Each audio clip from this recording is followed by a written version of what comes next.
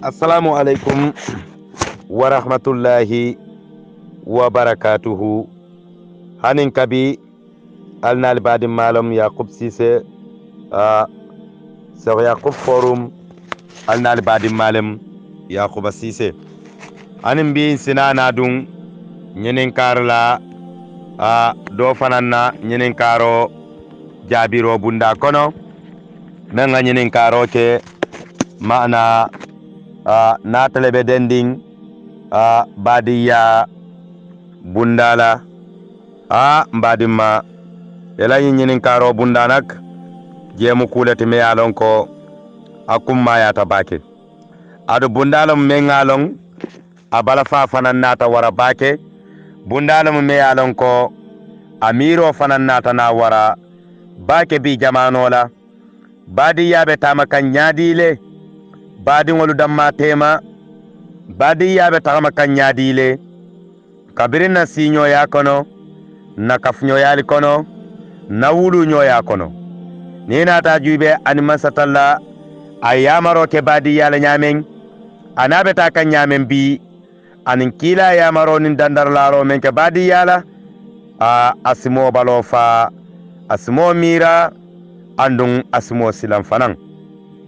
wa kammala jenak kulam me yalan ko masatalla ayamaro ke badi yalale fanfan me yalan ko asembo warata bake alqur'ano kono kilala hadisol fanan natati sallallahu alayhi wa sallam masatalla ko wa qala ta'ala wa atizal qurba haqqahu masatalla ko albadi masutunwalu ali diro kela ila hakola alibadin masutungulu ali ila hakolu dila wa qala ta'ala masatalla ya daliko dako wattaqullaha alladhi tasaaluna bihi wal arhama ala ta'ala man so kal silang nta ala nyade lakira lolungo mbali nyinin kala alla badiyala ali alla badiya ali ya tamandi nyadile alla dunya balwo kono wa qala ta'ala masatalla aya daliko dako فهل عصيتم إن توليتم أن تفسدوا في الأرض وتقطعوا أرحمكم أولئك الذين لعنهم الله فأصمهم وعمى أبصارهم ماذا تلاكو فألسنين نوبان البنين كلابان فالسنورو كينو نينكا كولا ديوكي كتابان كوكان ننتنيارولا كباديا كنتو بادين والدما تيما يبا فلكو moyen ibadin kare betenne ibadin kare nyine kela ibadin kare nyine foyma etemembe dun kanje a tarayni te badinti ada tinyar la jamaa asatara alnama mbo hani family kilin kono asatara dulado fanan badingul dam malakana wakili kotake ka badin dolu temo kuntu ayatara eto fanga badingol lam ini wuluta manzatallako wa tuqatta'u arhamakum albe balafa alba kuntulalu tema albe badiya julo kuntulalu tema alako momen ka badiya kuntu wa mosifa ndama satalla nga jamfandina nemola nsa sonde menya suki nsa tulla jero suki saya kola nsa dunde na jahannama kima kono wa qala rasulullah sallallahu alaihi wasallam alala kila nyuma ya bange kisoni nemo be kilay kila ko la yadkhulu jannata qati'ur rahim kila ko badin kuntula atadunna arjanno kono rawahu bukhari wa muslim imam bukhari ni imam muslim ya filla wanyama momme yalon ko etala musababoti ya badin maliku yandi ya do ko wala ke tema bang ke kuntu ya nafiki yala ke tema bang ke kuntu katara do nyanyinin kan dola dunyo nyinin sabula ka do kafaniya badada kala do kan ka do jutundi dola nyin kamako idan mariya kuntu ita nyoto fola ita nyola hajo jarala ita ta nyola kuto hatta dole famali beje hani saya keta ebaka nyo walin ebaka nyo bayindi waketa bala fati ani masibo men sembo warata wato men masatalla ay fanglu da badiya ani sabaro wo sita alayen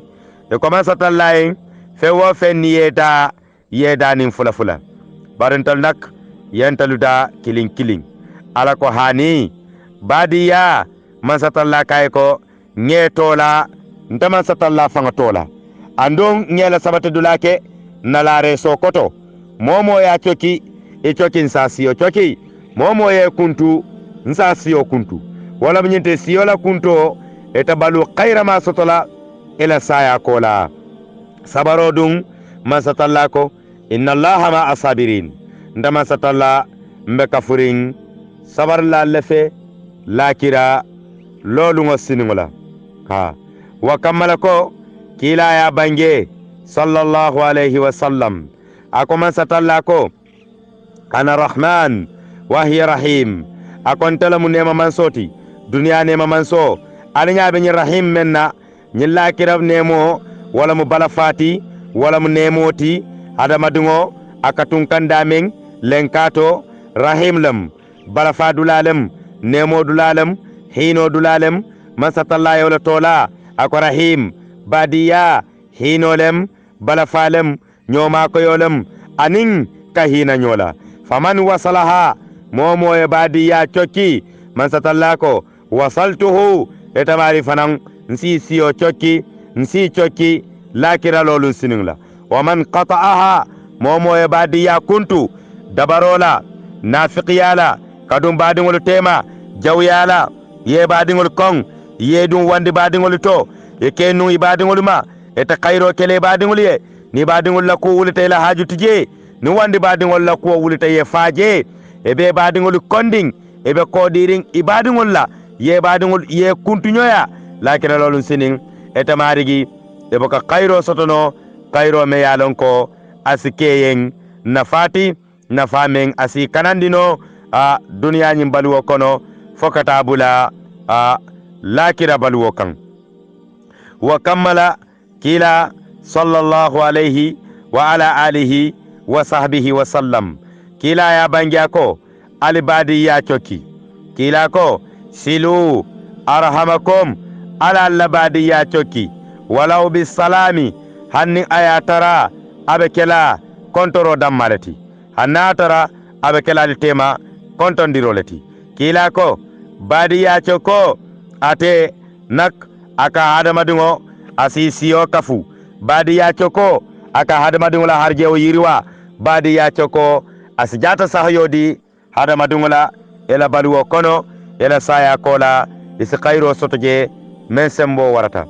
ningan hakilo bulandi ngajube duniya la masiba folo duniya la yele bon folo badin jawyala ya sabu wala muqabila anin habila ya problemo men soto musola fannato badin jawyala natana dun qabila sonde me kono fa ya habila ta aya fa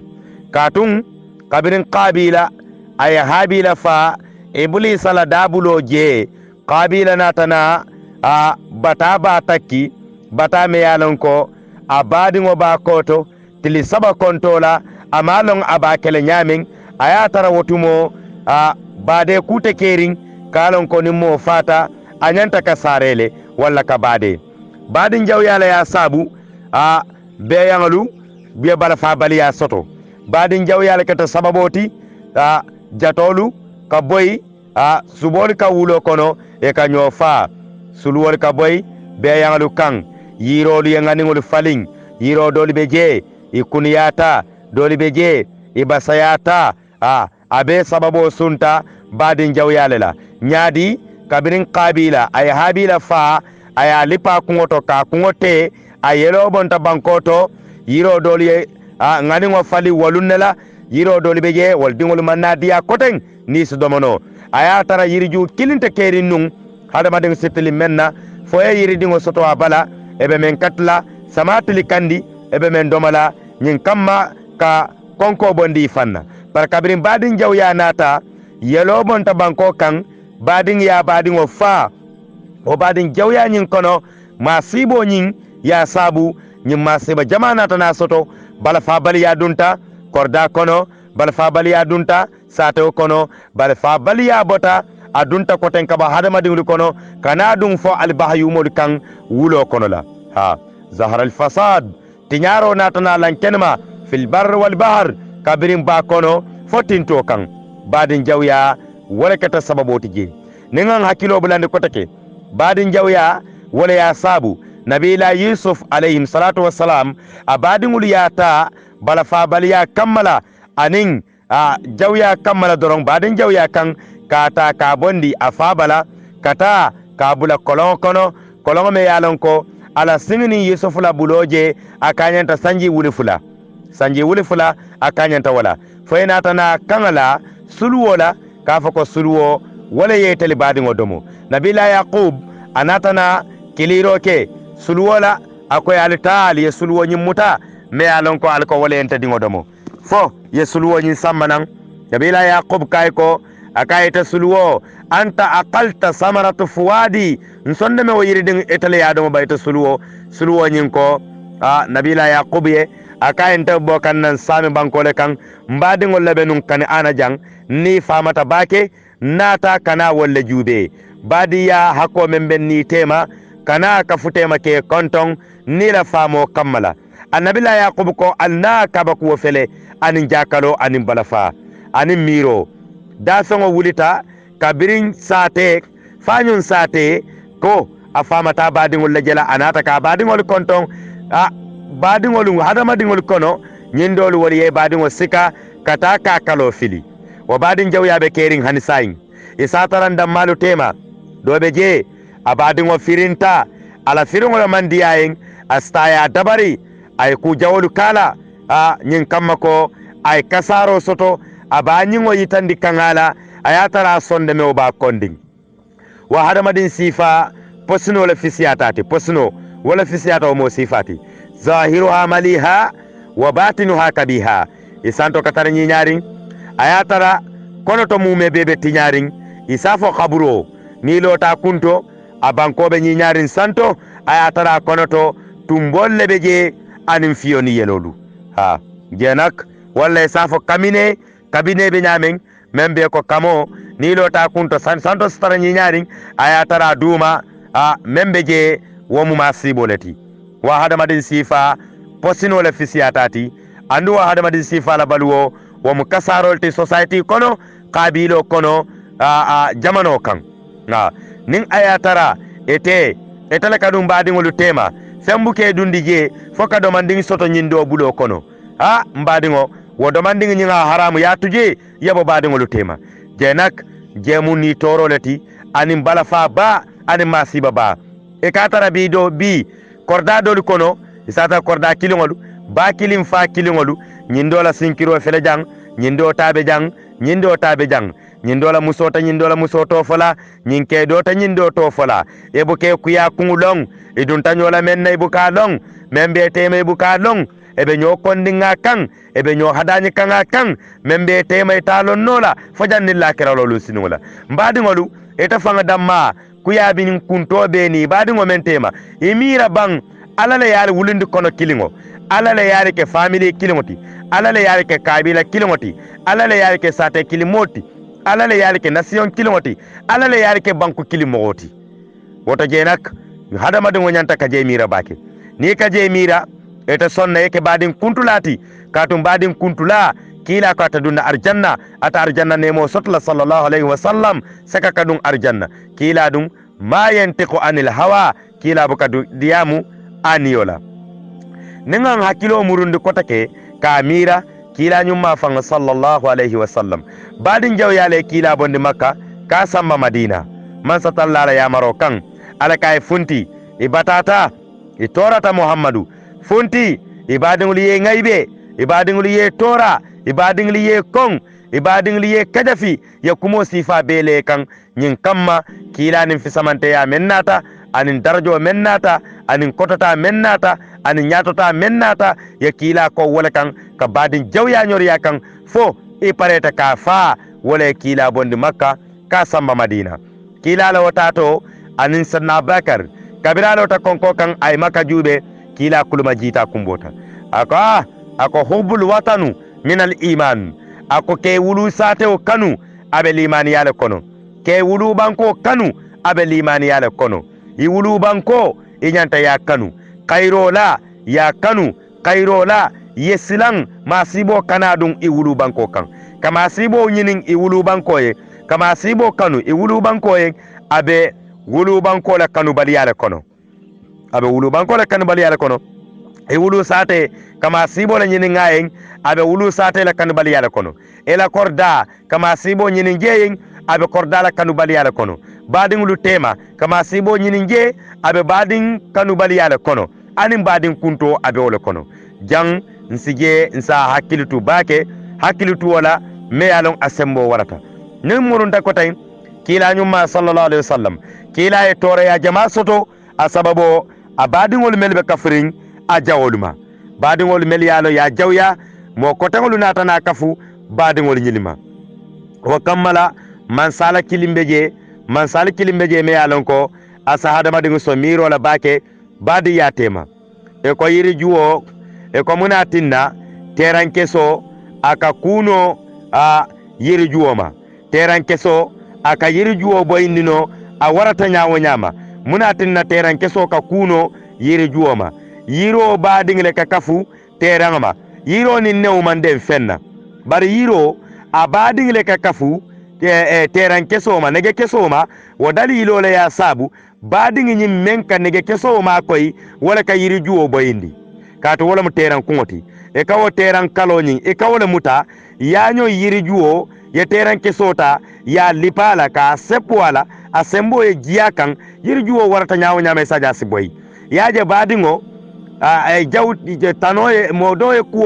kuno e ma nyaawo nyama ni ya kiskisi ni yaje jaw do ay kuno e ma e badingle be kafurin je jaw ya nyin sabula wala kaftama ke kele wala kaftama ke ma koy wo ma koyro nyin kan asa sabu jaw jam faringo ka kunole jaw sutiyaringla de maro kamma a jawola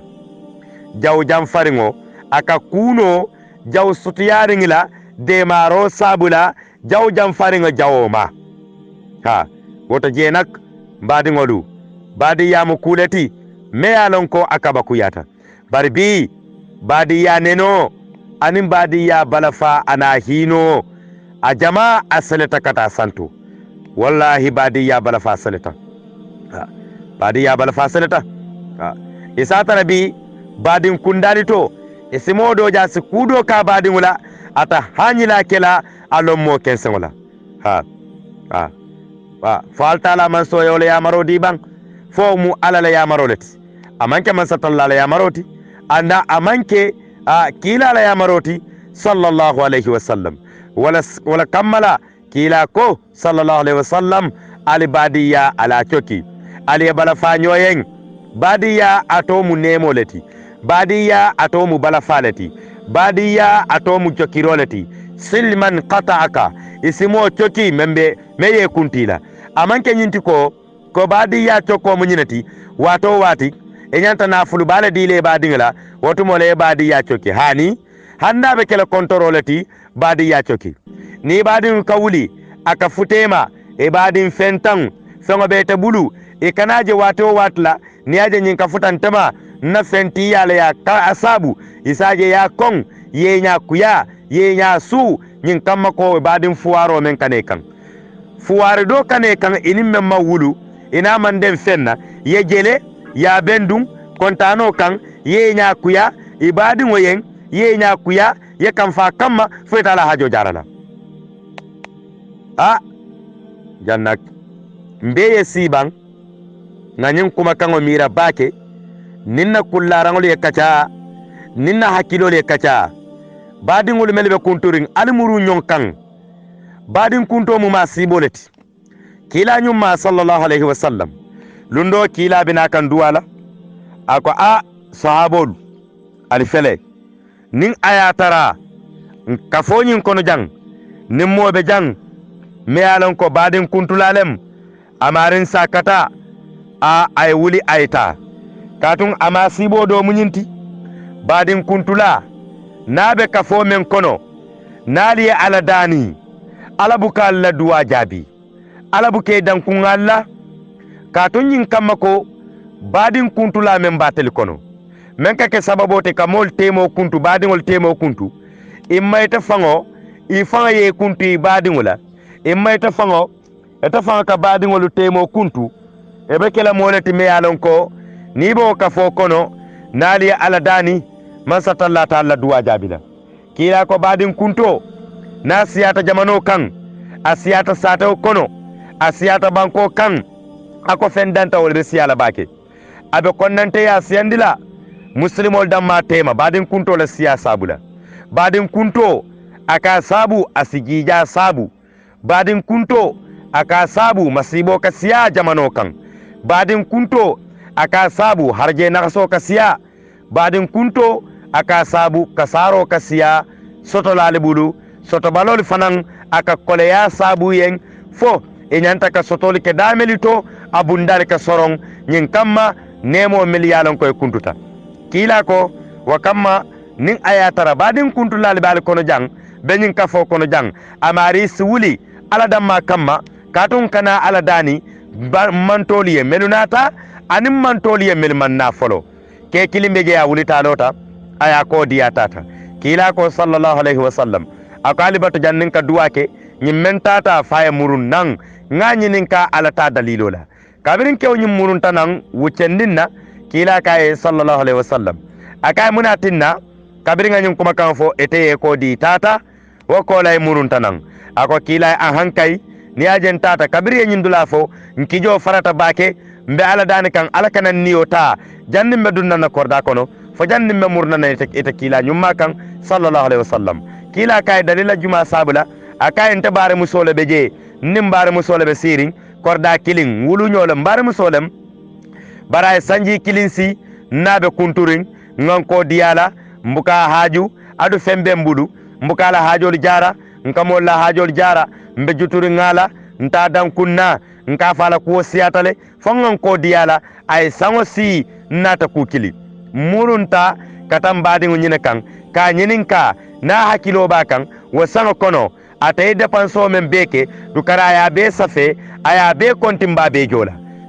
jola badi ya hako kan memben natema murunta kan koten kay ko asiyam fanye aya hako boy ninye ngambulo di walala kam miningala pour badi ya juloni men nga kuntu fasu chokinon natema yara nimmo kilim mubadin kuntulati etale munafikoti badin lutema imma eta fangale kete sababoti korda kono sobodun taje badin libe sikari nyoto ete memmo sababoti isa kala muta ifanga ye fallong e kabara la ete men kabara wala ebe kafu isalo ninduwa keta wakafo kono ala buka woduwa nyinjabi aduwa buka sele han sibra kilin kontola ete daji ko nyin falina bang do nin do kuyata wallahi amanke do daji koti amanke do fanan jikoti ete lebe dundinje boje ya fasbadi ngulutema ete meme dundinje ke kunda muskunda ebe badi ya kuntula isatara do beje adali tala fakana dum musonin ke otema inanata nyomo inola freng ebe kunturing asina dum sinalu damma tema isi kamfanyo kama me kamfa kungulo muso sa ke kong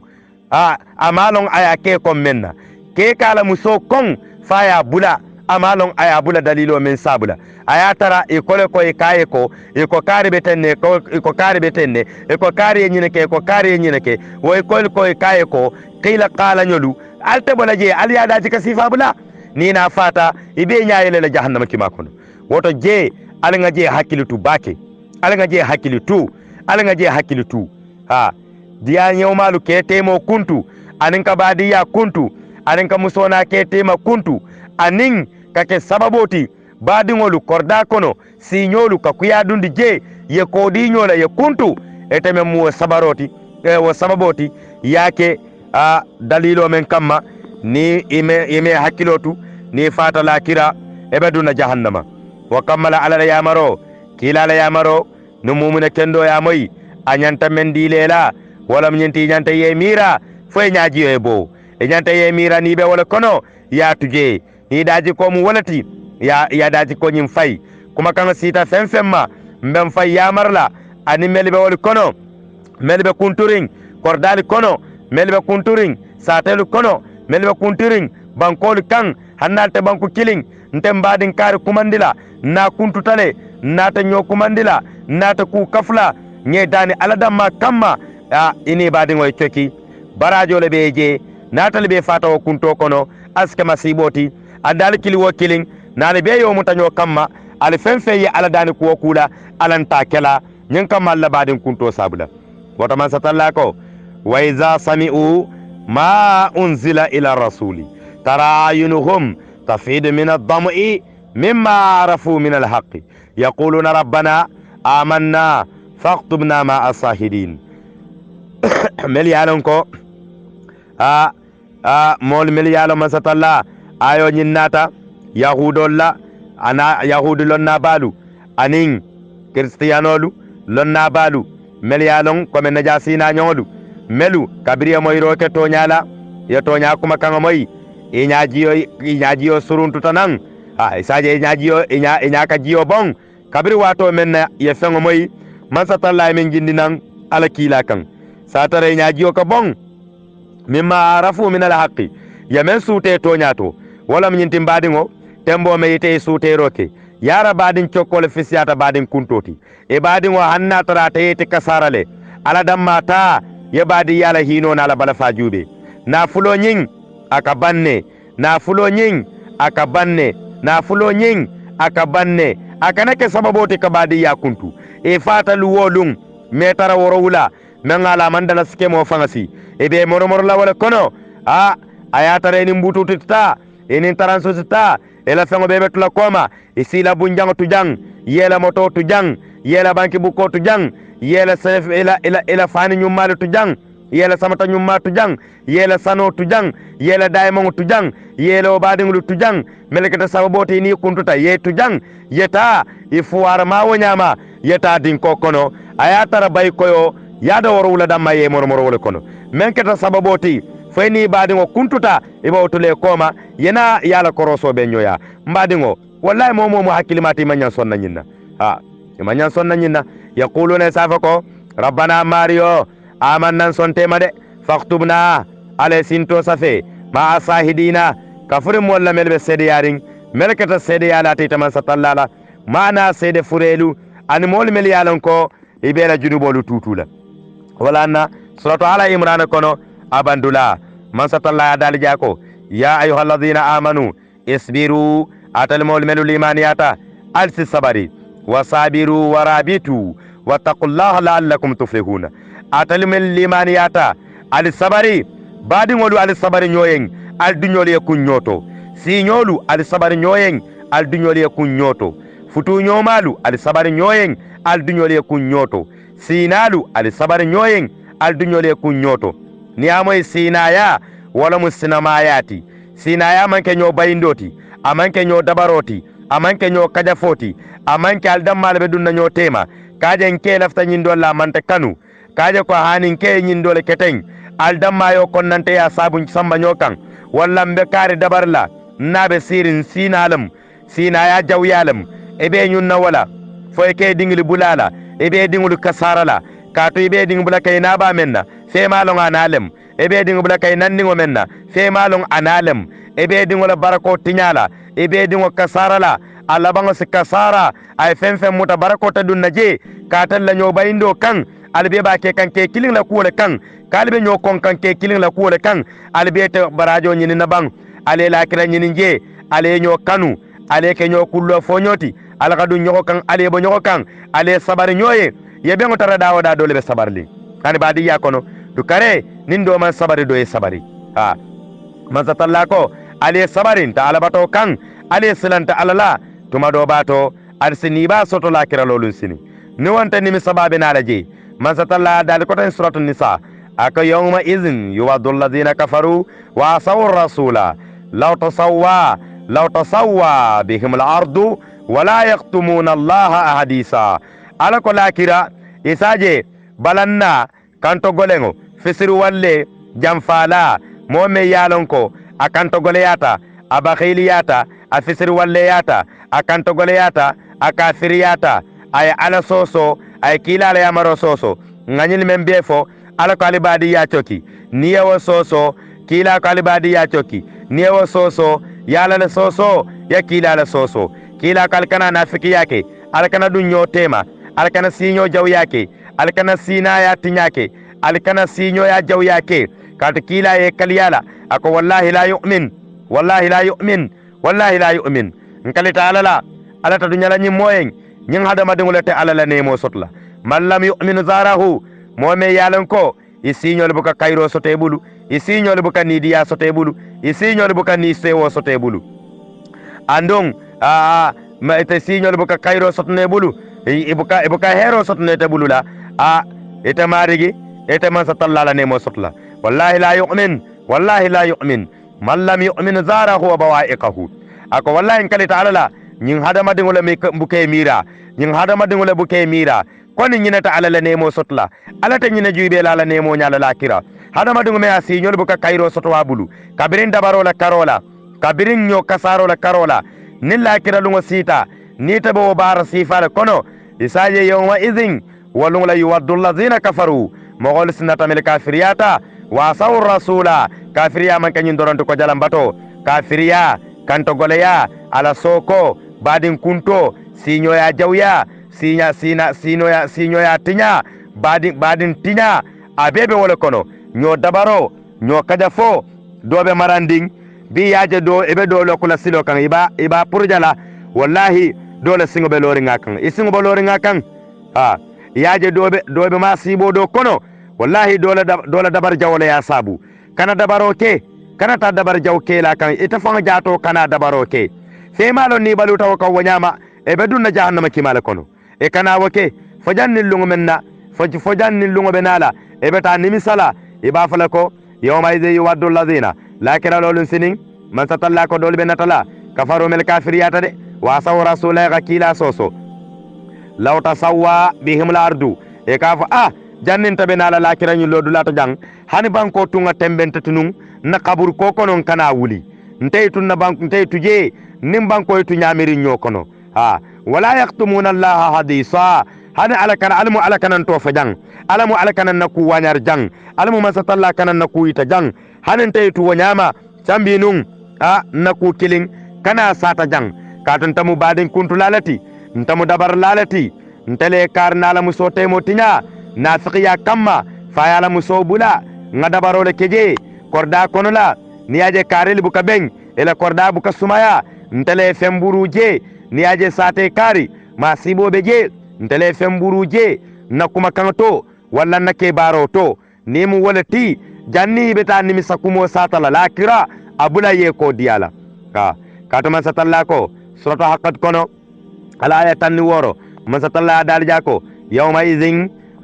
turaduna lunga menna ibali bantam bili nyoya la kali be londi alala no nyatilina la takhfa minkum qafiyatun fambuka nun alala fentanun alala wolum fa amma man walunga momo wutiya kitabahu ni ala kitabo diala de bi yaminihi bul babulo kono etabu kanyil dodo ke etaka kayro dorne ke ya maroni fatando e fa ka bara walla wanyama ya badi ya kanu ya badi ya choki hanni badin liye kuntila e be no ma dorong song ya fay mu toleti song ya fay mu bulu kono moti song ya fay etamu moleti katarabulari badin lu no ma to do molela song yoli be foye song ya fay mam futa bari song ya badi ya choki lakira ni yele kitabo mu tay bulu babulo kono fa yaqulu sajo mo sifa safako ha umu aqra'u kitabiya ntede isafa tamari giyen elanin kitabo muta ela kitabo nyin karam membe bulo kono saje sewonin kontano kamma hadama de nyin safako inni zanantu anni mulaki hisabiya nteya yin jikila na dunya balu kono kafan na koroso tumado bato ninga be nyoya man satalla ben koroso la hisaba yasirala fa huwa wa musifalu fi isatin wala balu la kono la de radiyatin balu membe dunyaring tonya balu mu domoro buka diamu domoro buka dunya hadama dungule kadunya domoro nyin na kontano kamala fi jannatin arjanno kono aliyatin membe koto taring koto foha akati sangalu ayri dungalu daniyatun bebe sutiyaring akati lala kulu masatalla safale domoro ke wasrabu aliyemin hani an jiyo nyimbe diyaring domar fango nyin tamaran nal kan kono de akunu fanambe sono yaring bima fanga sabula aslaftum alaymen tambindi fil ayyamil qaliyatin dunya balwo kono balwo me yalon ko wala tambitanun jannim bilun wasila alla badin choko kamma alla balfa kamma al dammalito eta tinyari la eta kajafila eta memunami moti eta men kada sambada e baro ke eta men ngale teleka dabaro buru eta men ngale teleka badi ya kuntu etame yalon hasidi yala be fari sonde me kono feke tanolu do ku ebe dolu soronna ebe dolu nambarla dolla na fulol be tinyala dolbe murunna koma dolbe fentay yala dolbe din soto bal yala dolbe futu bal yala dolbe so dolla baluwo be detete bulu aya tara be asababo keteta hadamadi ngoti ela dabar jawo kan anila nafikiya kan doka do nafa idunte tema aya ko diyala amanna son kana fa kotake nyindo nyanita torata nita daji ko muwo daji ka jaw sifallati ifata lakira lolun sinin e bela kitabo dilele marabulo kono wa amma man utiya kitabahu yamomola kitabo diyala bisimalihi amarabulo kono fayaqulu saja mari safako ya laitani lam uta kitabiya antala bala fa fele kon intala masibo fele ntala kasarata ntala perdita hani kanan na kitabo dinna wala ma adiri ma hisabiya anta malambi na koroso be nyamen man na koroso ke nyalon malon na koroso be larin nyamen ya laitaha kanat alqaliyatan ningalon nun natara adama dingu kafan ke nyalon sambi nun haninte kasara nun kana wulu walla wulu tada men ngafa walla hanni ayatara nun nta wulula ayankunin jonkonto sambi nun nana kana soto sambi ngake fen soto baloti mbadi ngolu nyumunni misakuma bati etala oti taro ni lo fan kidingo dunya baluwo nyin kono ko sembole bela e kayada mogolula fenne be bulu e kayada mogolla kangale bela e kayada mogolula kafoko etabe nyatole e kayada mogolula emira lungume be kala tumboni mbagabagoluti ela kaburo kono ela kasankebe kotolabe kuntunna isuboni kulol bebe tentenna isuwo lungo mira anelungu men ala bebe kafula nyoma ebe ta nyinni misakuma ba fola ya laitaha natonun kanat alqaliyatan hanin takinte kala kuliya mogoti nan kana soto ma aqni anni maliya ngona fuluba men be soto nka dabaro kala nka tinyaro kala ngam badingil hakko badi je ngan signole hakko badi je mbuka som badingul na fala ngebe mutamo din kurngoti ngam fanga damma mutamo kendoti ngam fanga damma mutamo katalati alay do harje siti aman kala kata baliyati alay do harje firing aman kala kato sabuti alay do harje siti aman kala kunna kuyati alay do harje firing aman kala kunna diyati e hakkilo murundi ye badingol ma koy yemen dundi walito wala muy tati e tata membe paki banki kabe landi banki e tante wote folo ni ma domo e ma dundi khaira kuto e ma dundi kuwa kuto i fata lu wolun e keta lalle bo talale koma aya asoto nyakitiyo isita yete nyaayele wokono e sade wa adama dingi safako ma aqni anni maliya nana fulola siya aman nafa halqa anni sultaniya naman saya afelenta be halagita bimmanke fenti mammara fenna nakandaya abeti nyata mammara fenna manke fenti bi ni adama dinga benyi masiba kumodu sata kan man satalla sidali malaiko li asafako khuzuhu alta ale nyin hadama dinga muta nyin dabar la jawo nyin badin kuntula nyin balafa nyin mo me yalan ko balafa taala alta ali ya muta khuzuhu ali nyin mo muta faqulluhu ali ya kulambang wala mu ali ya siti kamara singo fara kabulu ba singo dundije kabulu ba wuto fara kamara singo dundije ka siso fara kabulolu dundije ke wafu ke funtini nin koma ma fangala aliya siti wo siti sifala summa zahima salluhu alena aliya sama zahima kima kono kata jalije kata ka janije bara aliya na malaikolu albe nyim mo sifa nyim men daji ko min daji ka sifati albasat la nyamen albasat la julo men konto la aliya na bang